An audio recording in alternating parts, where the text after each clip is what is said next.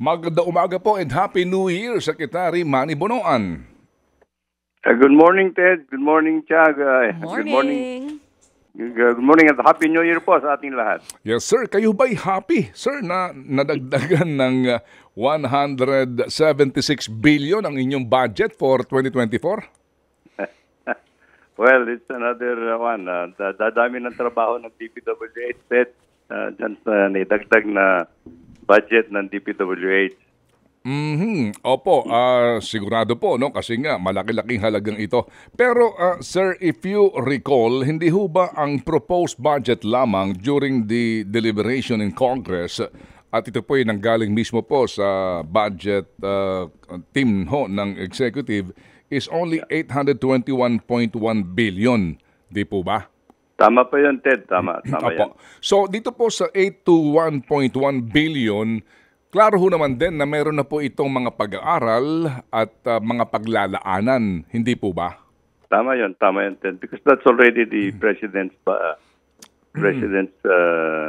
program, budget na submitted to the executive. Yes, to sir. the Opo. legislative. Yes, sir. So, kapag ho ganito na nadagdagan kayo ng malaki-laking halaga na 176 billion, paano kaya po ang detalye o program of work nito?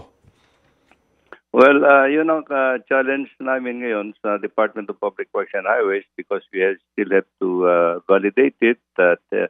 Titingnan namin yung mga technical requirements on the projects, sasaayos namin on field. Actually, yun ang kailangan namin gawin kaagad. Yun talagang challenging part of it actually, Ted, sa ngayon. No? Sir, nakonsulta ho ba kayo dito ng ating mga miyembro ng Kongreso na nag-push nito sa bicameral conference? Well, I think these are yung mga bago in a sense, but I understand that this has been coordinated naman sa field offices namin sa DPWH, but then as you said, it's not as rigidly prepared as what we have submitted under the National Expenditure Program of the President. Opo. Sige nga po. So, sir, alam din po naman natin, di ba, na meron ho kayong mga ano dyan yung sinasabi po, yung inyong kakayahan na gumasta, di ba? Oo, kasi yan ay laging issue sa budget, na budget hearing, na yung iyong, ano ba tawag doon, Sek? Yung iyong capacity po, no? Oo, ng departamento na gamitin mo yung perang pinagkakaloob sa inyo ng Kongreso. So dito po sa binabanggit niyo, ito ang challenge ngayon kung paano. Opo. Ano ho ang inyong nakikita po na magiging balakid rito o hadlang dito kung sakasakali po, Sek? Well, since yung budget naman natin, Ted, is actually yung cash expenditure niyan is actually good for 2 years, no. So in essence actually we have 2 years actually to implement all these projects, no. So well, we will have probably enough time actually to prepare them and implement them over the next 2 years. Actually, yun ang panahon natin, Ted, sa mga additional projects na yan. Opo.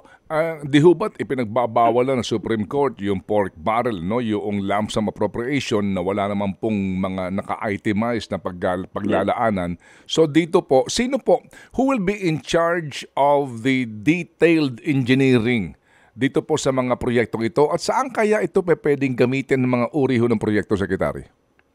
Actually, itong mga projects na ito, Ted, are actually, as we have noted, actually these are already line items, no? Specific na yung mga projects that have already been included in all the legislative districts, no? Or in the engineering districts of the DPWH. So naka-line item na yan, specific na kung ano yung project na i-implement.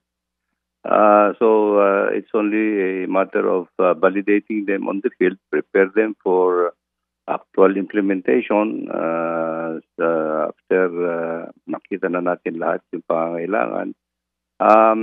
Yung mga challenging part natin dito is many of these are actually siguro, sabi ko nga, ngayon lang namin binavalidate. I will have to see to it na meron ho bang right of way yung mga kalsada, Meron ba yung pagtutuunan yung mga local infrastructure? Meron ba yung mga sites?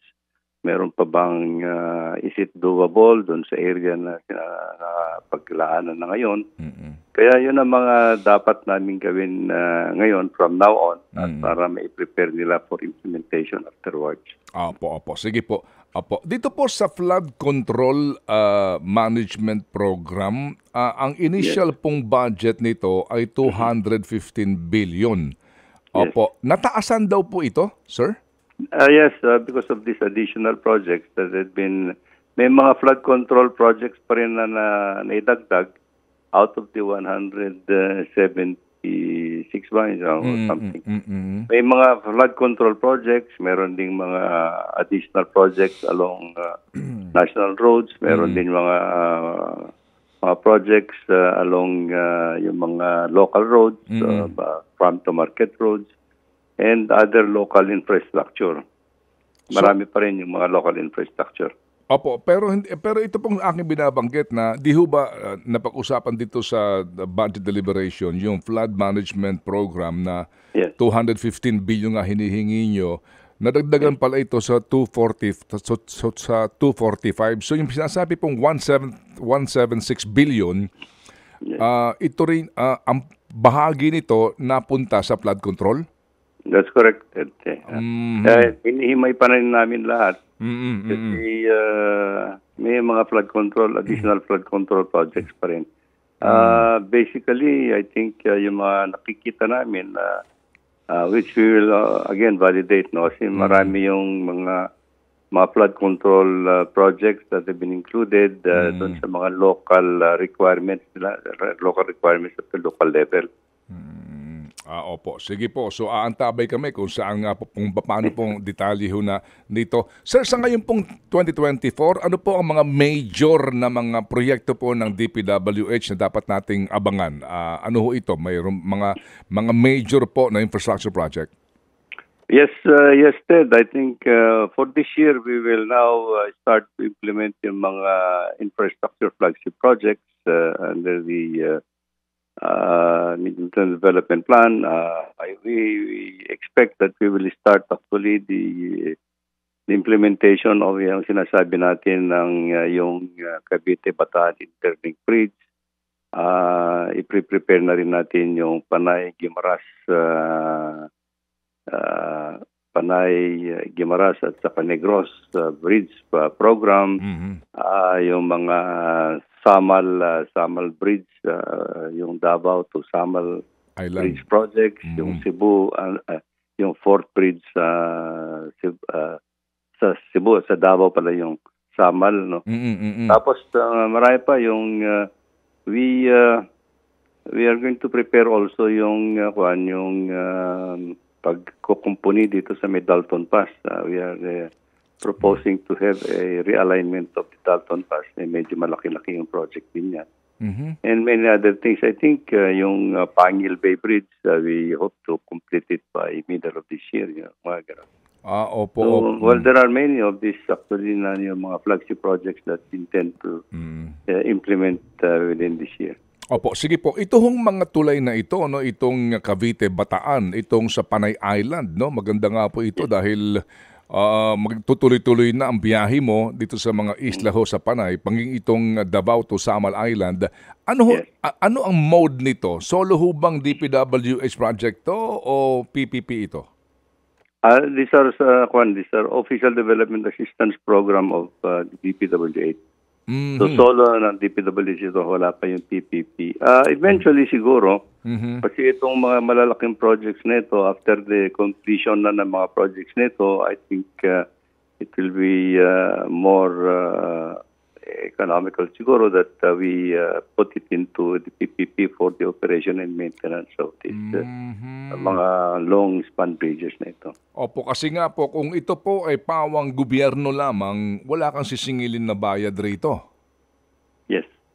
Oo, pero kapag ito ay binigyan mo ng scheme, gagaya po nitong NLEX natin o SLEX, magkakabayad na. Well, eventually, parang mag-trade-off lang yan, Ted, because the government will be spending also for the operation and maintenance, no, of these bridges. So, ang kuha naman natin dito is actually to give it to the private sector to operate and maintain it. But we will not recover yung capital expense anymore. It's only yung yung maintenance and operation expense ang kailangan natin pagtutuunan ng toll or something like that. Opo. Hindi mo na babawiin yung pinuhunan sa konstruksyon, doon ka na lang sa maintenance nito para lang may kukolekta para masiguro na may pera pagkukunan sa maintenance ng mga tulay na ito. Tama yun, Ted. Opo. Sige. Meron ho bang proposal na magkaroon ng second San Juanico Bridge? Meron, Ted. Meron. I think we are now in the process of discussing this with the Japan International Cooperation Agency, an alternate second San Juanico Bridge that will start dun sa upper portion ng Samar yata to Babatnon and joining of course yung Maharlika Highway din naman dun sa may banda ng Tacloban na. Okay, so ito po yung understudy pa lamang. Hindi na study ito, but we are actually trying to discuss actually the implementation. It will start with to undertake yung detailed engineering siguro within the year. We hope that we can negotiate already yung funding assistance from the Japan International Cooperation Agency within the year. Abak, kung ganyan po, sigurado na ito. Yeah, it's already a firmed up project that is being discussed now with International Cooperation Agency. Opo. May toll kaya yan? Wala din po. Wala naman siguro ito kasi ODA ito. Kasi sa Juanico Bridge wala naman toll eh. Yeah. Oo, pero sa inyo ang diyan, ang gasto sa maintenance, ano ho? Yes, yeah. Okay, sige po. Sir, ito na lang huli. Yun ho bang doon sa Killer Curve, sa Hamtik Antique, ano na ho ang doon? Ang latest doon sa inyo? Meron na ho bang report ng inyong mga regional personnel? Meron. I just received actually yung safety audit report yesterday, and of course there are many recommendations. It's true that because of the main mountainous section na yan, yung curve na yan, I think we will try to improve yung curvature niyan. But kasi mountainous din yan, we'll try to, meron silang ni-recommend na laparan pa rin yung pagkurbada dyan, and some other safety facilities that we will probably implement. Hopefully, we'll try to look for the funds within the year kasi tapos na yung budget cycle natin for 2024, but we'll try our best. Actually, na kung hindi man matapos lahat, then at least yung mga additional safety facilities will be implemented within the year. Opo, pero nung ka gumawa ng dive na baguhin yung yung dadaanan, yung palalawakin lang yung mga kurbada. Yes, Ted. Well, let me point out na meron naman alternate route dyan sa area na yan, yung dun sa coastal alignment natin, but it will be medyo mas mahaba ng konti yung linya na yan. So most of them actually still prefer to use the yung mountainous yung passing through some of the mountainous sections there. Nasa boundary lang naman yan yung mga mountainous sections na yan, Ted, between Iloilo and Antique. Opo. But meron na tayong meron na tayong na-develop na coastal alignment na pwedeng gamitin naman as an alternate route. Because at that time, natatandaan ko pa, because before, yung mountainous sections na yan was prone to landslides at saka scouring and parating nako-close. So the department opted actually to develop the alternate alignment through the coastal side. Opo. Inyo bang nakausap na si Governor Cadyao? Yes. Oo. Yes, nakausap ko personally, Ted, and we discussed actually the possibilities of improving yung mga areas na yan. Opo. Sa panghuli po, Sec, samantalahin ko po ito. Yung Cannon Road, ano ho ang report sa inyo ng Cordillera Public Works doon? Kailan ba talaga ang tapos nito? We're trying our best actually na matapos yung rock shed. I think it's the rock shed that is being implemented doon, and in a few more months actually siguro matapos na namin yan. But then we are contemplating actually to yung bang to have a major rehabilitation program again for Cannon Road. Patitignan nga namin, there has been a bill that was passed recently to ikwan yung yung ilagay yung Cannon Road under public-private partnership or yung mga ganong scheme, no? And we are looking at the schemes na po pwede natin dito, pwedeng hybrid siguro, ibig sabihin yung government ang mag-finance, and then yung operation and maintenance niyan sa private sector na naman, things like this. We are studying it, and we are hoping that we can come up with some recommendations actually very shortly. Opo, kasi nga magastos ang maintenance dito, no? Yes. And every time it rains, we have to close it because of yung rockfall, unstable slopes then sa Cannon Road. Opo. Yun ho bang Cordillera DPWH, under ho din, direkta ho yan sa inyo?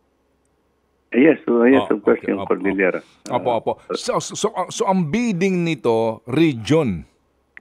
Eventually siguro hindi na ho, because it's going to be a big project, and it will be a centrally procured undertaking siguro, Ted. Opo. Sige. Inyo naman It might even be international competitive bidding yan. Opo. Sige po. Inyo ba nakausap na po si Mayor Benji Magalong tungkol dito?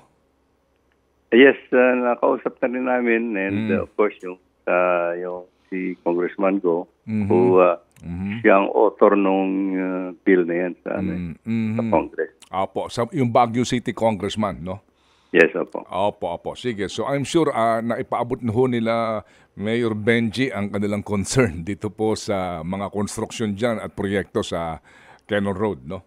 Yes, opo. Yes. Okay, sige po. Salamat po, Sec Manny, sa inyo pong panahon, ha?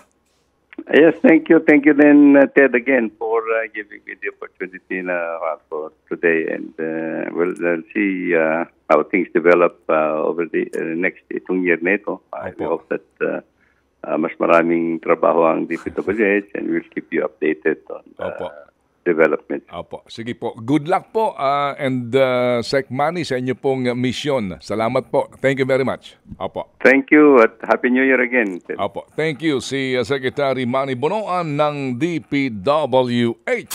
Ted Filon at DJ Chacha ngayon nasa Radyo 5 92.3 News FM Monday to Friday 6 to 10 a.m.